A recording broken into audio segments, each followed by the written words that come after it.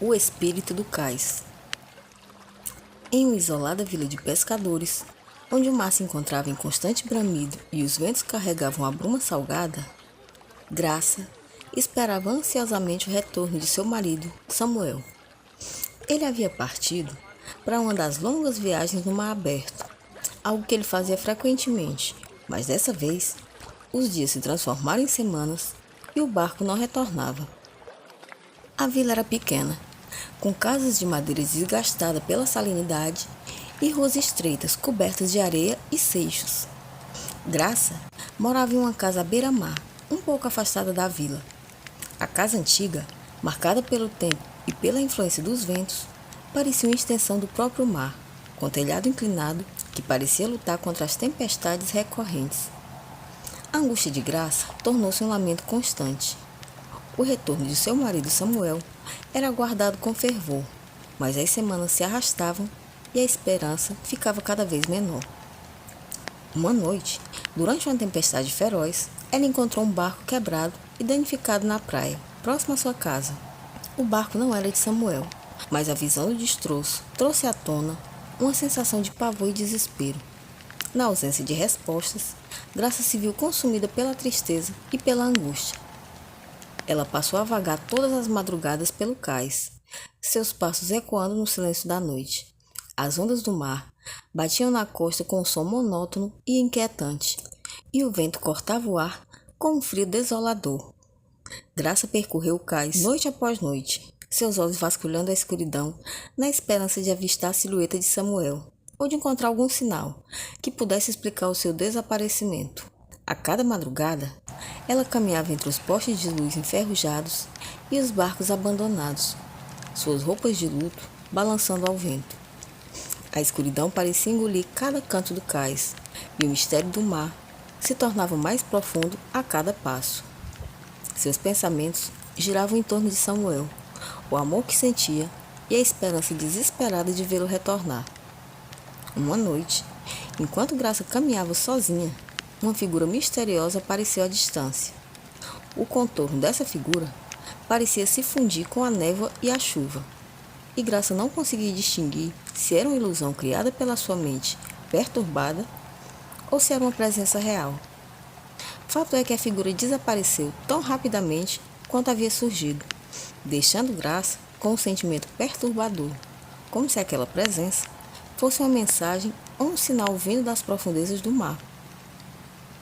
Pelos dias seguintes, ela encontrou um velho e desgastado chapéu de pescador na praia, próximo à sua casa.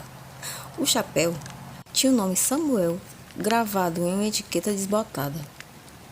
E a visão daquele objeto foi um golpe cruel para a pobre esposa, aumentando ainda mais o seu desespero.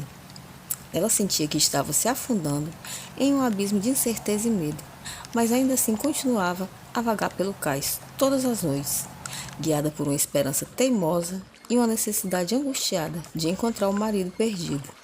As estranhas presenças que ela sentia e os ventos inexplicáveis que começaram a ocorrer a levaram a questionar se havia algo mais sinistro no fundo do mar, algo que estava mantendo Samuel longe. A sensação crescente de estar sendo observada só aumentava seu pavor e o desejo de encontrar respostas. Porém, nunca havia nada além do silêncio das marés.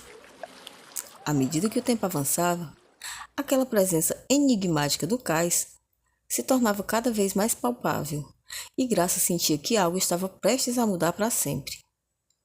Mas o que seria, e se seria o que ela tanto esperava, permanecia um mistério, aguardando para ser desvendado. O retorno de Samuel era aguardado com fervor, mas as semanas se arrastavam como ondas, e a esperança se quebrava na beira do cais. Uma noite, durante uma forte tempestade, ela teve uma sensação de pavor e total desespero, como nunca antes, e entendeu que não poderia se libertar daquele sentimento, até que ele aparecesse, vivo ou morto. Certa noite, enquanto Graça estava na cozinha, uma forte batida na porta a fez estremecer. Ao abrir, não havia ninguém. Mas no chão, um velho e desgastado chapéu de pescador estava repousado. O mesmo chapéu que tinha o nome do seu marido gravado em uma etiqueta desbotada. Graça sentia um frio gélido correr por suas veias, Os dias seguintes à ausência dele foram se tornando cada vez mais perturbadores, e a sensação de que algo estava errado com o cais se intensificava. A atmosfera ao redor parecia cada vez mais carregada de uma energia inquietante. Graça, em sua dor e confusão, continuava a vagar pelo cais na esperança de encontrar qualquer sinal de seu amado. Mas o que ela encontrou foi algo muito mais sinistro. Numa noite particularmente sombria, enquanto a lua nova cobriu o cais com uma escuridão quase total, deu-se o inexplicável. Graça estava caminhando pelo cais, a brisa fria soprando contra seu rosto, quando um barulho repentino a fez parar. O som era como o estômago de madeira sendo arrastada, e havia também um tilintar de metal se chocando. Ao virar-se, ela viu um velho balde de ferro que estava empoleirado sobre uma pilha de tábuas de madeira e balançava violentamente, como se estivesse sendo sacudido por mãos invisíveis. O balde caiu e rolou pelo cais, batendo nas tábuas com uma série de estalos metálicos. Graça observou com crescente horror, enquanto outros objetos começavam a se mover sem causa aparente. Uma rede de pesca que estava pendurada em um gancho na parede começou a se contorcer e a se sacudir, como se estivesse tentando se libertar de uma força invisível. Cadeiras e bancos que estavam dispostos ordenadamente ao longo do cais começaram a se mover sozinhos, deslizando e batendo uns contra os outros. Ela tentou entender o que estava acontecendo, mas a realidade parecia se distorcer ao seu redor. As luzes das lâmpadas piscavam de forma errática, lançando sombras dançantes e ameaçadoras nas paredes. O vento começou a uivar de maneira inquietante, como se estivesse carregando os lamentos de um mundo além, e a sensação de que algo estava se preparando para manifestar-se tornou-se quase insuportável. Enquanto isso, o som dos murmúrios que Graça havia ouvido antes se intensificava, preenchendo o ar com uma cacofonia de vozes indistintas. As vozes pareciam chamar por ela, sussurrando seu nome e palavras que não podiam ser completamente compreendidas. A cada passo que ela dava, o chão parecia vibrar sob seus pés, e as ondas que batiam contra o cais pareciam se tornar cada vez mais frenéticas e agressivas. O ponto culminante desses eventos aconteceu quando um grande tronco de madeira, que estava empilhado ao lado do cais, começou a se mover de maneira quase sobrenatural. O tronco deslizou pelo chão, com um estrondo profundo. Ele rolou para o centro, até bem próximo dos pés dela, e parou abruptamente, projetando uma sombra ameaçadora. Graça sentiu um calafrio percorrer sua coluna, enquanto as sombras pareciam se esticar e engolir toda a área ao redor do tronco. Desesperada, ela tentou se aproximar, sentindo uma conexão inexplicável com aquele objeto. As vozes agora se tornavam mais nítidas, sussurrando palavras de arrependimento e tristeza. Ela se ajoelhou perto do tronco e, ao tocá-lo, uma visão a envolveu. Viu o reflexo de seu próprio rosto distorcido e pálido naquela madeira, e imagens de sua vida começaram a se sobrepor a ela. A experiência a deixou atônita, e a partir desse momento, ela percebeu que aqueles eventos eram um reflexo de sua própria agitação interior e da dor que não conseguia compreender. O cais estava reagindo às suas emoções e ansiedades, e ela sabia que algo mais profundo e perturbador estava em jogo. As manifestações paranormais não eram apenas um sinal de um ambiente assombrado, mas uma expressão de seu próprio sofrimento e das forças invisíveis que ela não conseguia entender. Agora, com uma nova perspectiva sobre a situação, Graça se preparava para enfrentar o que estava por vir. A compreensão de que as manifestações eram parte de seu próprio tormento espiritual a levou a buscar respostas e soluções, enquanto continuava sua busca angustiante por Samuel e tentava resolver os mistérios que cercavam seu próprio destino. A sensação de desorientação e desconexão que ela vinha experimentando ao longo dessas últimas semanas havia então atingido seu ápice. A presença misteriosa no cais e os estranhos eventos que ocorriam em torno dela davam-lhe a impressão de que algo estava fora de lugar. Mas a verdade é que tudo estava fora de lugar e muito além da sua compreensão. Ainda assim, ela seguiu com seus passeios noturnos pelo cais, e em uma outra noite, ela ouviu uma voz que parecia familiar e cheia de desespero. Essa voz chamava por seu nome. mas a origem dela permanecia oculta nas sombras entre os barcos. Aproximando-se, viu a si mesma no vidro da janela de um desses barcos. O reflexo não era o de uma mulher de luto, mas o de uma figura pálida e etérea, com uma aura de tristeza profunda e translucidez que fazia parecer que ela estava à beira da invisibilidade. Graça balançou a cabeça, incrédula, mas a imagem não mudava. Era como se ela estivesse vendo não apenas sua forma física, mas a sua verdadeira essência, uma presença incorpórea que não tinha mais lugar no mundo dos vivos.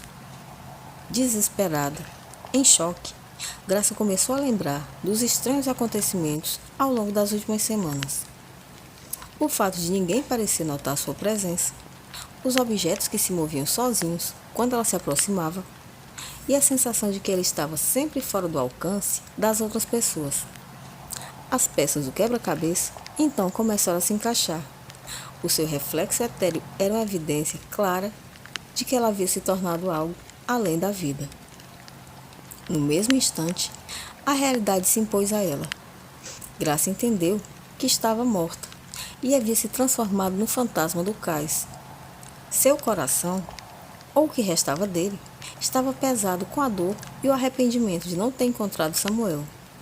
Ela estava condenada a vagar pelo cais eternamente, presa entre o mundo dos vivos e dos mortos, sem poder encontrar paz nem proporcionar alívio ao seu próprio sofrimento. Confrontada com essa nova realidade, Graça começou a entender que seu papel como fantasma era na verdade um reflexo de suas próprias dores e anseios não resolvidos. A presença misteriosa que ela sentia no cais, os murmúrios do vento e os reflexos no espelho eram manifestações de seu estado atual.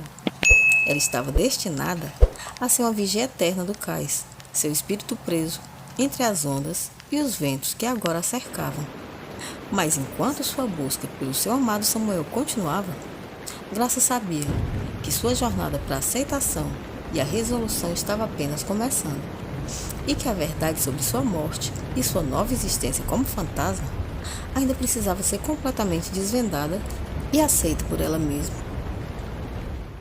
Tempos depois dessa descoberta, em uma noite particularmente silenciosa, Graça viu uma figura no horizonte, uma sombra envolta na névoa, movendo-se como se fosse parte da maré.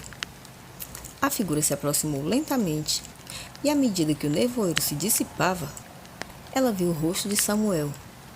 Ele estava pálido e com um olhar vazio, como se estivesse preso também entre dois mundos. Entretanto, antes que ela pudesse tocá-lo, ele sumiu para sempre, e ela compreendeu que a única forma de encontrar paz seria confrontar seu próprio passado e aceitar sua condição de espírito. Um grupo de pescadores da vila começou a relatar que tinham visto uma figura feminina em luto vagando pela praia sempre à noite. Eles sussurravam sobre como a maré parecia trazer os espíritos, presenças que não podiam ser vistas, mas que podiam ser sentidas. O lamento constante de Graça se tornou uma parte indissociável da paisagem do cais. O que sobrou da história da pobre viúva que, desesperada pelo marido ter se perdido no mar, também atirou-se ao mar na louca esperança de voltar a vê-lo. Atitude essa que, segundo os pescadores, teria condenado seu espírito a vagar eternamente, tornando-se o lendário fantasma do cais. Bom, gente, por hoje é isso, a história está contada. Obrigada pela companhia, pela atenção, pelo apoio a esse canal. Se você ainda não é inscrito, se inscreve, comenta, deixa like, que ajuda muito a divulgar o canal e para a gente continuar crescendo. Bom, fora isso, um abraço para todo mundo. A gente se vê no próximo vídeo. Até lá!